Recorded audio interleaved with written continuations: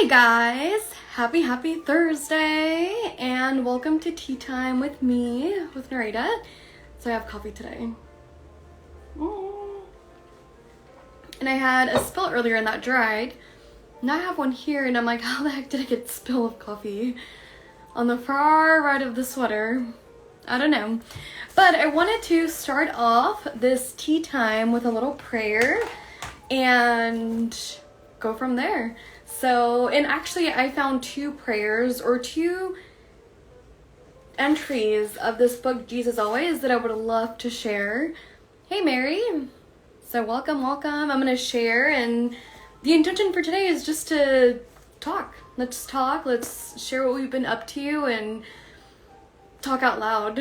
So whatever arises is whatever arises today. And yeah, let me share these two prayers, these two readings with you guys. So the first one is, hold things with loose hands, but cling tightly and always to my hand. To be spiritually healthy, you must not be overly attached to your possessions. These are all blessings from me, so receive them with thankfulness, but don't forget that ultimately I am the owner of everything. It's also important to hold people with open hands. Cherish your family and friends, yet be aware of making them idols. If your love revolves around someone else other than me, you need to repent, changing your ways. Return to me, beloved. Make me your first love, seeking to please me above all else. Another thing to hold loosely is control over your circumstances. When your life is flowing smoothly, it's easy to feel as if you're in control. Enjoy these peaceful times, but don't cling to them or think they are the norm. Instead, cling tightly to my hand in good times and hard times at all times.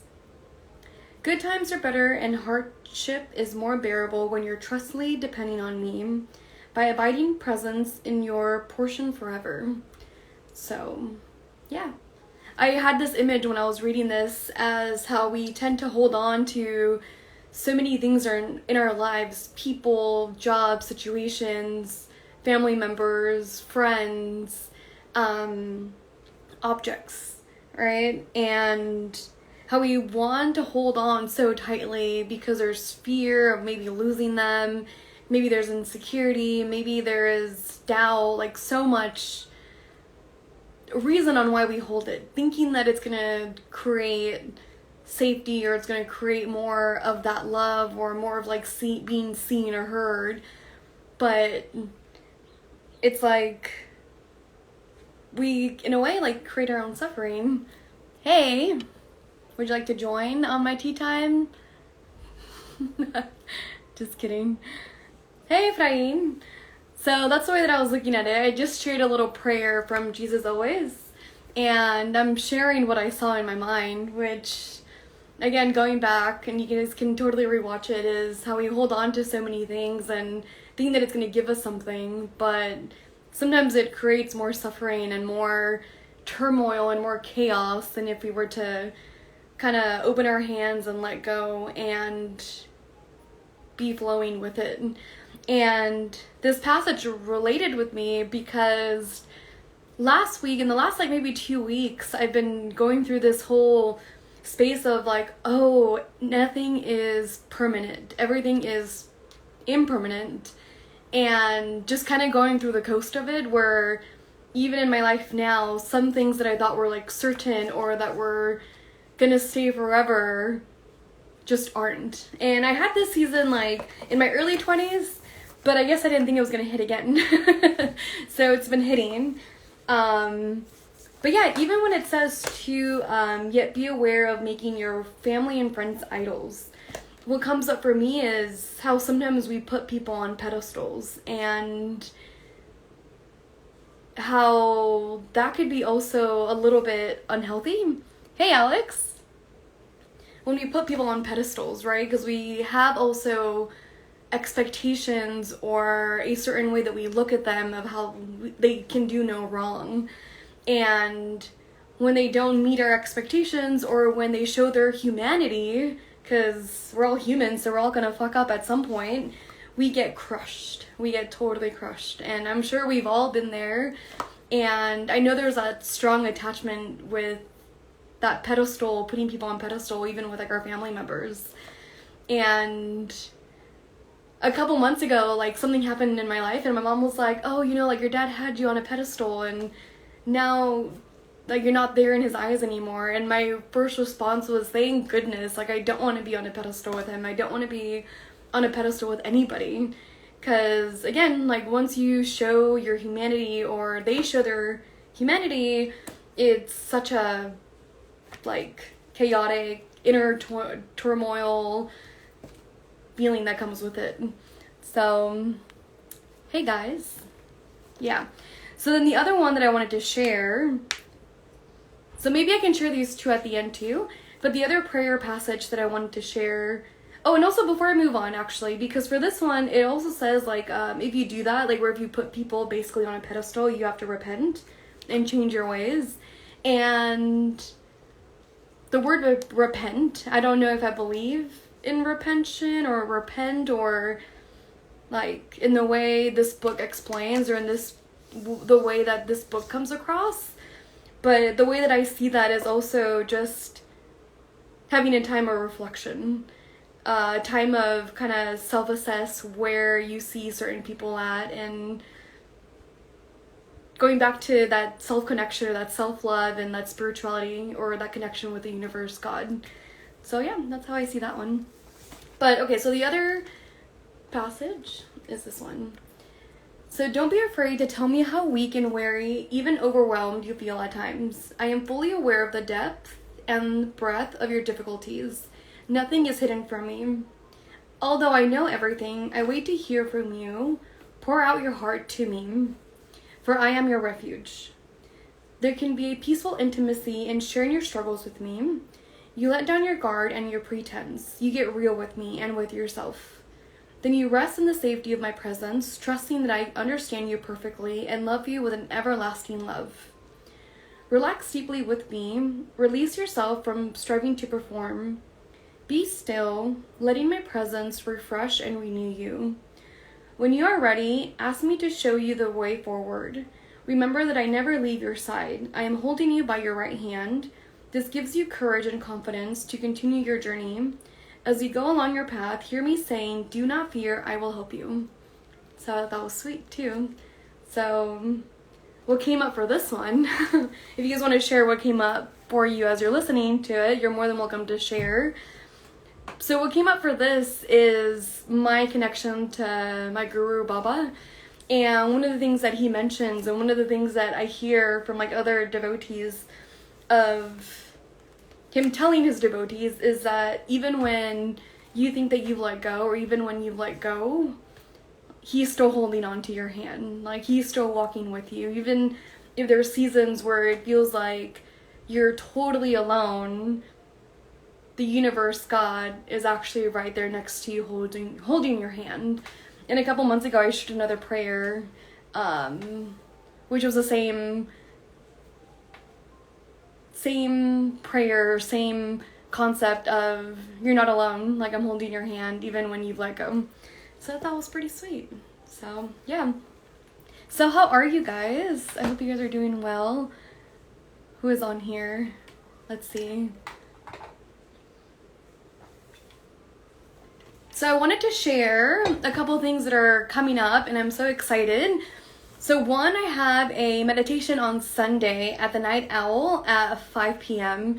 Super stoked because it also feels like it's more of a officially like a monthly thing. And I've expressed this like so many times, how it's such a passion and it's such an honor to be able to be in those spaces with other individuals, with other people, with you guys, and to be able to guide you through that connection with yourself or with that connection with God or whatever else arises within you, to feel that love or that feel good feeling. So I'm super stoked, and it's again at the Night Owl at 5 p.m. in downtown Fullerton, and I'll be guiding a little bit after 5, so maybe a little like 5:15-ish. Wait for a little bit for people to show up, for us to connect, for us to get our teas or a cookie. And it's a free event. I'm not charging, but because it is at a coffee shop, I would love to support the coffee shop and it's a small business, so please purchase something. A tea, a cookie, and if you're going through financial hardship, let me know and we can talk about it. So yeah, super excited. And what else is coming up? So other tea times with other people, other vibrant souls are also in the works, and that's another thing that I'm super excited for, because I've been having a constant flow of vibrant souls coming on the live with my tea time and us just sharing perspectives, our passions, our experiences, and it feels so good to be on this platform communicating with the vibrant soul that I'm with and sharing with you guys. So I have a person coming in hopefully next week, but it's going to be in the evening, tea time in the evening. We'll see how that works, and there's going to be a lot that's going to come from that conversation, but the main point with that is trauma with men, and maybe what will arise is sexual trauma, which is one of the reasons I would love for him to come on so we can talk about that and explore that and open that up, since it's something that it's not really talked about. I have other vibrant souls that are coming that we've talked before. Yeah, so I'm excited. So I wanted to name their names. Efrain, he's on my list that I have to reach out. I know we've been trying to plan one for a while. Yavidan is another one. So yeah, woohoo, I'm excited. So what I wanted to share today is something that came up for me to share today, actually, this morning, is holding space for all. And I share this so much in my little reels and my stories, how sometimes we have so many emotions happening all at once, and it's okay and it's normal, and we have the ability and the capability to hold everything all at once. And what does that look like, right? And I wanted to share my week last week last week and this week, because vibrant souls, yeah, love that. Thank you. That's what I call, you're a vibrant soul too. So I wanted to share a little bit about that, right? Because one of my coworkers asked me a question, and I found it to be a little bit surprising, but it was also that space of like, wait, hold on, like there's so much more to it, right? So last week I was blessed with having multiple lives, again with like vibrant souls, and having a full week. And what does full mean, right? Like a full, busy, productive week. And this week it kind of started like that too, right? And I had a therapy session on Tuesday, so that made me feel so much better. But I had these blessings and I felt gratitude, yet at the same time I also felt sadness. And it was practice for me to hold both, but at the same time I realized how it was also practice for me to not let the sadness have a ripple effect, or the grief or that part have a ripple effect in my life and my relationships. And I think it was this week, because today is Thursday, right? One of my coworkers, were in the same office, and she came into the room, and if you're watching, kisses later. I'll probably tell you that I mentioned you tomorrow when I see you. I'm always doing that too. I'm always like, hey, by the way, I shared you on tea time. I shared what you said on tea time. So a whole other thought with it. Okay, so my coworker came into the office, and she was like, how do you have it all together? How are you so well put? And I was like on my computer, like typing, and like I turned around and I was like, hold on. Let me tell you how last week and the start of this week I've actually been feeling sad, but I'm also very smiley all the time, and people just make me happy. And I was sharing with her how, like, that morning I was feeling sad, but that morning I also saw other coworkers, and just interacting with others makes my soul light up and makes me smile, and it just makes me feel good. I'm totally an extrovert in that way. And I was explaining to her more about it, like, let me tell you how last week was a little hard because this is what's going on, and I feel sad, and like I've been trying to give it space, and sometimes when you give it space, you feel like it's never going to go away, or you feel like it's just going to be part of you for a very long time. And yeah, so we were just having this conversation, and I wanted to bring it up in tea time because there could be so much going on behind the scenes, right? And especially on social media, when people show up doing lives, when people are posting photos of their travels, or they're posting photos of their bomb-ass coffee, or whatever it is, there's so much that could be going on in the background, and they might be sharing it, they might not be sharing it, but I think the people who see it also have to be mindful that it's not all perfect all the time, or that we're also human beings, and as human beings, as part of this world, we're also going through our own sets of emotions, right? Like, we have those awesome seasons in our lives where everything is going great, and there's gratitude, and there's abundance, and there's prosperity. And sometimes we have seasons where there's grief, and there's pain, and there's sadness, and there's lack, and our mindset seems to be very rigid and very narrow. But it's also being able to hold, if you have those seasons where both of them are in your life at the same time, being able to hold both. And what do I mean by that, right? Like, I always share on my reels, and I wanted to express how I did that last week, and to also not avoid feelings, because it's not healthy for us. It's so not healthy for us. And my therapy session on Tuesday, my therapist was reminding me, like, hey, make sure that, you know, like, you're grieving and that you're feeling these feelings. And it's like, yeah, you know. But so last week, it's really being honest with ourselves. It's being honest with ourselves and not trying to hide it or trying to avoid it. So last week, beginning of this week, when I was going through these, like, feelings, it's, okay, like, I feel sad. You know, I feel sad because XYZ. And I'll share, like, in my, what's going on in my mind of, like, oh, I have an assumption of XYZ, or I am sad because XYZ, and so forth. And I share it with, like, my close friends or the people that are closest to me. And in that space, it's really feeling it, right? It's feeling it, expressing it, sharing it. And at the same time, it's also making space, even then or later during the day, to also tune into that space of gratitude where things are going well for you. So last week I had the tea time with Cammie, and I had a tea time with Aaron. Beautiful fucking people. They're so alive. And Thursday when I showed up to the tea time, even with Cammie too, there was so much laughter in both of those lives. And I showed up beforehand, right? Like, I always meditate before these tea times. So I meditate, I pray, and I ask the universe, hey, can you please use me as a channel? However, I do my prayer, and then I show up. And in those moments, it's like there's moments of laughter, there's moments of, like, depthness, there's moments of soul-to-soul connection. And in that moment, I feel it, and I tune into it, and I feel grateful for it. And even afterwards, I make sure that I stay in it, or that I soak it in. And I've done meditations with others. If you've been at my meditations, or if we've meditated together through the phone or, like, through Zoom, where I've guided meditations where we feel grateful and we soak it in. And how do we soak it in, right? Like, what does that mean?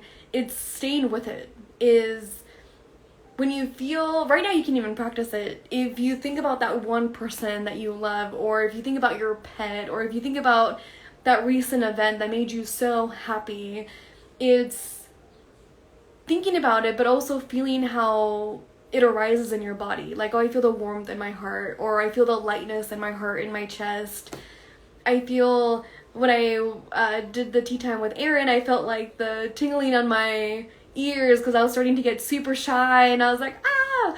It's okay, feeling that, and just soaking it in, and feeling it for the next couple minutes, for the next, like, 10 minutes, and then moving on to the next thing that I have to do for the day.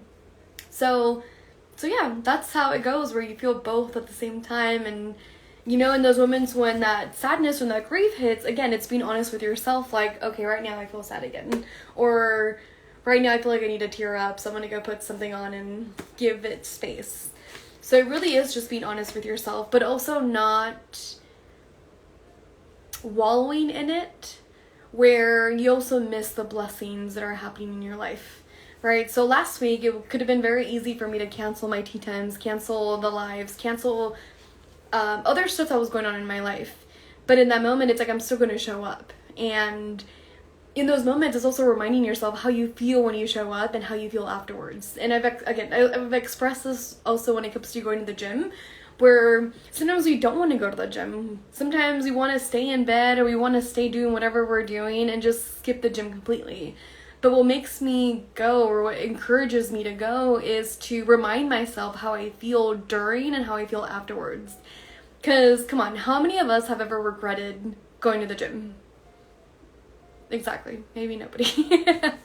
So it's like, you never have a regret, right? And that's how I feel when I show up to the things that bring so much lightness and love and peace. It's like I never regret showing up, and it makes me feel so much better afterwards. So yeah, so that's what I want to talk about. If you guys have anything else that pops up for you guys, or even as you watch it afterwards, like, let me know. But yeah, I haven't even talked about like Mexico, which I'll share a little bit before I go. My mustache is like, my top lip is like sweating. I have the jacket and it's getting hot. But Mexico was really nice. So it was a much needed trip.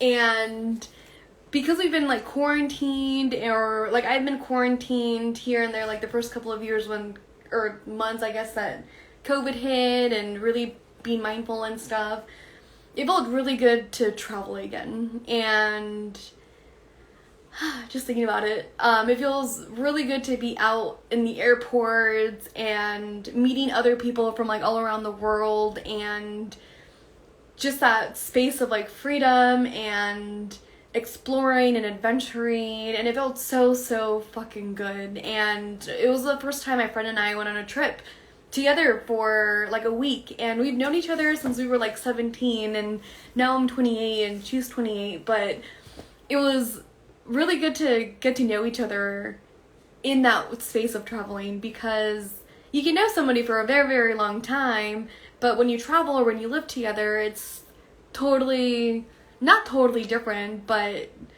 there's other parts of each other that you guys notice or that you guys see.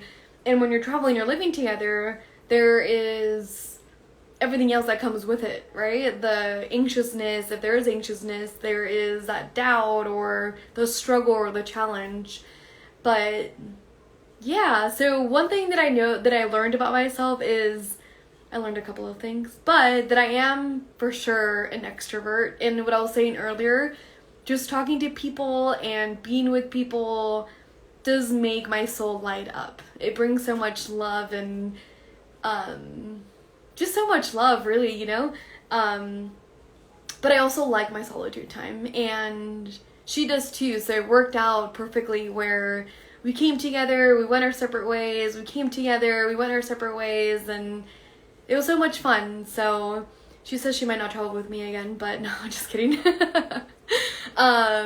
But yeah, it was so much fun. We had like some really good conversations as well, and I love how at the end, her and I like, which is what I love about my friendships, is that we're always learning, or we're always asking questions, and of being curious with each other and like even our own selves. Towards the end, we had dinner before we left, and we were like, hey, what did we learn about each other? You know, like, what can we do better? What's like a pointer for each other? What did we learn just within ourselves? So I really enjoyed that. That kind of solidified, and it was very good to end on that note. But yeah, I went to the highlight of the trip, right, was going to the cathedral in Mexico City. And again, like, I never really thought about going. It was never on like my bucket list or my travel list, even growing up Catholic. But going there, I could feel the spiritual energy. As soon as we walked around the church, I got the chills. And as soon as we walked inside, I was like, oh, I can feel it. And I started thinking about just like the people who show up to the cathedral. It's like people from all around the world who are praying and who have so much hope and who have such a desire and who have so much faith, and they come here and they're so vulnerable with their open heart, and that was very touching. And it was very touching to see my friend also, because I don't know if you guys know, but, and I don't know if it's just like Catholicism, which it may be because it's like the Virgin Mary, Mother Mary, where you pray to Mother Mary for a miracle, and when it happens, or you pray to Mary, Virgin Mary, for a miracle, and it's kind of like a trade of, help me with this miracle, and I'll go to your church, or go to the cathedral and kneel from the entrance to the church. And I have my own curiosities with that on like how that works. Maybe that'll be for another tea time, which I talked to one of my church leaders too. But yeah, like I got to witness her do that, and it was like so touching, and I wanted to cry, and like just seeing her, and again like that vulnerability and that heart open and determined and courageous and selflessness space, and I'm getting the chills right now as I'm talking about it, made me want to cry, like bawling. But I was just, walking with her and sending her good vibes and sending her, love, and also curious as to like what she was thinking and stuff like that. But yeah, I was like, it's not about me, Narita, like it's okay. But now it's like, okay, yeah, I could have cried, I should have cried, but it's okay. But yeah, that was like the highlight. The other highlight was also hiking, which I so fucking love and enjoy. And actually that hike that we did was probably the most challenging hike that I have ever done. And it's the Toluca de Nevado, or the Nevado Toluca. But I believe it's like the third highest peak in Mexico, or maybe fourth highest peak in Mexico. And super difficult. And one, because it's, of course, like any peak hike, it's a lot of like straight up steepness of a hike. But with this one, it felt like half the hike was also rock climbing, and I love that part, like the adrenaline of like you better be super in the present moment with your feet or else something could happen. But it felt like half of it was rock climbing, and that wasn't even the hard part. Like, I was struggling, I was like the last one in the group, but I was like, I'm gonna do this, it's okay, taking my time. The elevation changes, so it's like really take my time. And it was cloudy, so it's the same what happened with the peak when I was in Vietnam. Like, it was super cloudy, which I also enjoy, because it's like this vastness of just white clouds. And the way that I see it sometimes when I'm there, it just feels like this vastness of just white space. And it really makes me feel like I'm infinite, like one with the air. There's a part where it feels like it can feel my soul in that space. And even in the peak hikes, or even just hiking, it feels like everything that I'm going through, or everything that I'm struggling, or the challenges, feels so insignificant. And it also makes me feel like everything that I set my mind to, my dreams and my passions, could totally be doable. Because if this whole peak was created, that means your dreams could too. Okay, I'm totally going off topic. Maybe another tea time for another day. But okay, so the hardest part was, so the hike is like you go like up, and then, well, it's like, okay, like you go up, right? And then you go down, and when you go down, it takes you further down than where we started. So you go all the way down, and then you have to go back up to the car. And it's not like going back up like just a simple road to go back up. No, it's like a legit freaking hill hike to go back up again, and to keep walking, and to keep walking, to keep walking to go to the car. And that last part of me going up, I was really struggling. And it started to rain, and it started to get super cold, and I was starting to get a headache. And at that point, like, I met, again, some vibrant souls, on that trip. And there was another hiker who was like, are you okay? Like, and I said something along the lines of, like, I can't quit now. Like, I'm already, like, on the last piece, like, or else I would have been like, I'm going back. I just can't do this. But in those spaces, it's like it seems like the I can't is not even present, because the only other option is to keep going at that point. So it's like, just keep going, taking more of my time, but I'm gonna keep going. Felt super shitty afterwards, but super rewarding, which is, yeah. Thinking of, like, oh, that's a good way of looking at just the challenges, right, in our lives, or when we have those, like, heavy seasons, like, some stuff comes out of it. So, yeah. Okay, so I'm gonna end my tea time, and what else do I want to say? Thank you guys for joining. Thank you guys for watching. If you're watching afterwards, let me know what's up with you. Let me know if anything arises for you. And yeah, so much love. I'm debating whether I should say this or not. True as always. Let's see.